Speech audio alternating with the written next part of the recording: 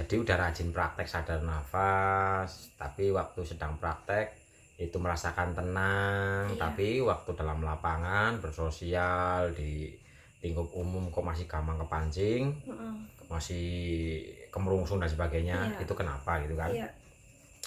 Ya memang di saat praktek sadar nafas itu akan merasakan tenang.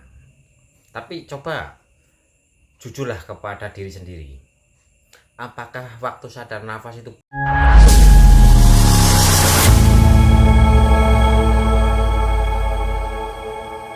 Mas, kenapa ya?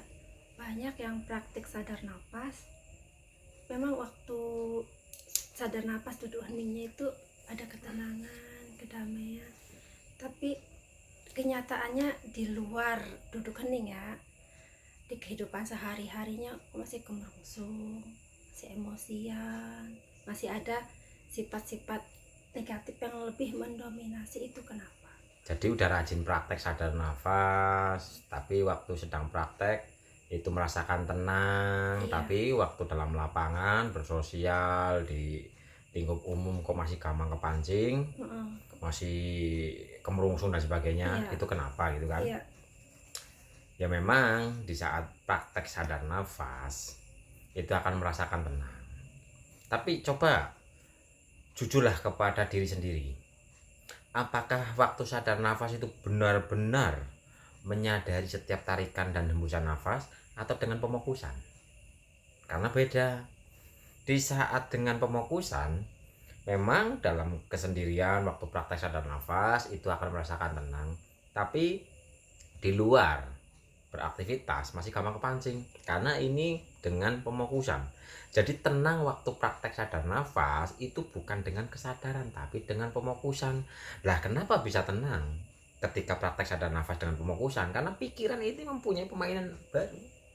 Pikiran mempunyai mainan baru karena sifatnya pikiran liar. Ketika pikiran diberi mainan baru yaitu difokuskan ke nafas, pikiran ini akan seolah-olah tenang. Tapi ini tidak menembus ke dalam kesadaran rasa. Jadi dalam kesendirian bisa merasakan tenang. Tapi nanti lepas dari praktek sadar nafas, keluar beraktivitas, bersosial, yo kambuh lagi. Karena pikirannya sudah liar lagi. Pikirannya bereaksi lagi. Karena waktu sadar nafasnya pikirannya itu enggak ditenggelamkan ke dalam kesadaran rasa. Nah ini banyak sering terjadi, sudah rajin praktek sadar nafas setiap hari, bahkan sudah lama. Tapi kenapa kok sifat karakter pikiran masih liar? Karena selama ini praktek sadar nafasnya itu hanya fokus. Jadi pikiran ini difokuskan kepada setiap tarikan dan hembusan nafas. Tidak benar-benar menyadari nafas. Sehingga dalam kesendirian bisa tenang, dalam kesendirian bisa merasakan katanya damai dan sebagainya, tapi dalam lapangannya masih terganggu rasanya, terganggu pikirannya, terganggu emosinya. Jadi yang sudah praktek sadar nafas, ayo benar-benar disadari, sadari nafasnya, rasakan setiap tarikan dan hembusan nafasnya, biar akan ada perubahan energi. Sehingga di saat benar-benar menyadari, merasakan, dan menyadari di sebalik nafas ada getaran-getaran murni, getaran-getaran ilahi, maka nanti akan ada perubahan energi dalam diri. Sehingga tumpukan-tumpukan energi negatif, emosi-emosi negatif yang terpendam dalam diri itu akan terbersihkan. Tapi kalau hanya dengan pemokusan, itu tidak terbersihkan. Berarti lewat itu kita bisa tahu, oh, sadar nafas saya sudah sukses gitu. Iya, kalau emang sadar nafasnya setiap malam nih praktek dan sudah lama praktek, kok nggak ada perubahan? Bukan salah dalam mempraktekkan, bukan, cuman kurang tepat memposisikannya. Yang tepat memposisikannya adalah kita hadir dalam nafas, kita menyadari nafas, kita merasakan nafas, dan menyadari di sebalik nafas itu ada getaran-getaran murni. Lah selama ini sadar nafasnya biasanya kalau mau jujur kepada diri sendiri itu dengan pemokusan. Kalau rajin sadar nafas tapi tidak ada perubahan nyata dalam rasa, dalam pola pikir, dalam alam nyata, kok nggak ada perubahan, masih emosian, masih overthinking, masih gampang gelisah dan sebagainya, ini tanda sadar nafasnya selama ini menggunakan pemokusan. Lah, kalau mau yang sadar nafasnya benar-benar merubah energi, kesadaran rasa, kesadaran pikirannya, ya masuk ke dalam sadar nafas yang sesungguhnya. Menyadari, merasakan, dan menyadari di sebalik nafas itu ada getaran-getaran ilahi. Ketika sudah menyadari ada getaran-getaran ilahi, rasakan getaran-getaran ilahi itu mengalir di dalam diri, membersihkan semua kenegatifan yang ada di dalam diri, menyembuhkan luka, menyembuhkan trauma, menghancurkan mental block. Nah, maka ketika benar-benar sadar nafas yang model ini tadi hadir dalam kesadaran rasanya, itu pasti ada perubahan.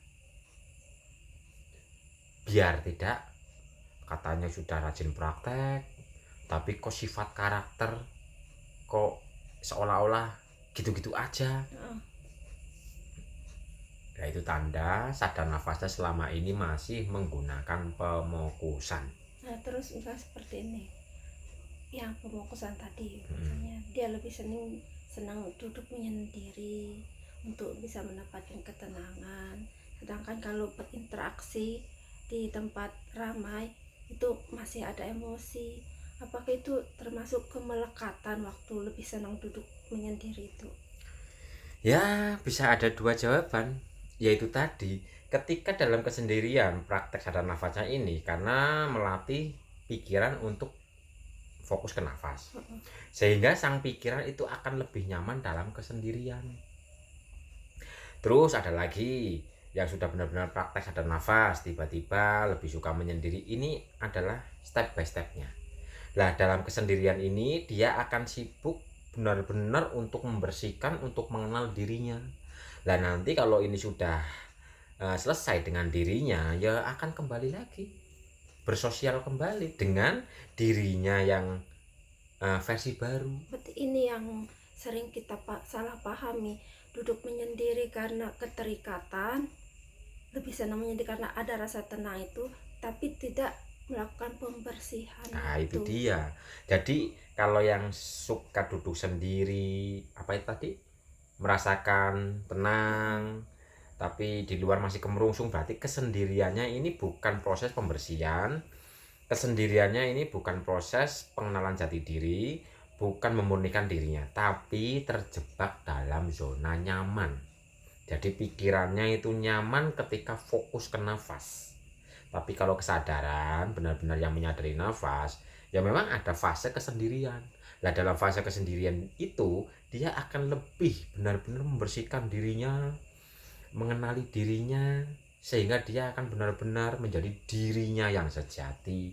Ketika sudah selesai dengan dirinya, ya akan kembali lagi seperti biasa dengan versi dirinya yang berbeda, yang sudah tidak seperti dulu lagi. Nah, ini perbedaan yang dua ini yang jarang dipahami. Nah, iya, kebanyakan kalau nggak paham nanti malah bisa terjebak dalam zona yang nyaman. Dikira pemurnian gitu. Dikira pemurnian, ternyata dalam kesendiriannya ini jebakan pikiran, karena pikiran lebih senang dengan zona nyaman ini tadi. Nah, dari zona nyaman ini kalau tidak mau atau tidak mau menyadari, ya nanti mau keluar lagi rasanya berat, mau ini berat, mau itu, jadinya akhirnya terjebak dalam kesendirian tanpa adanya pemurnian.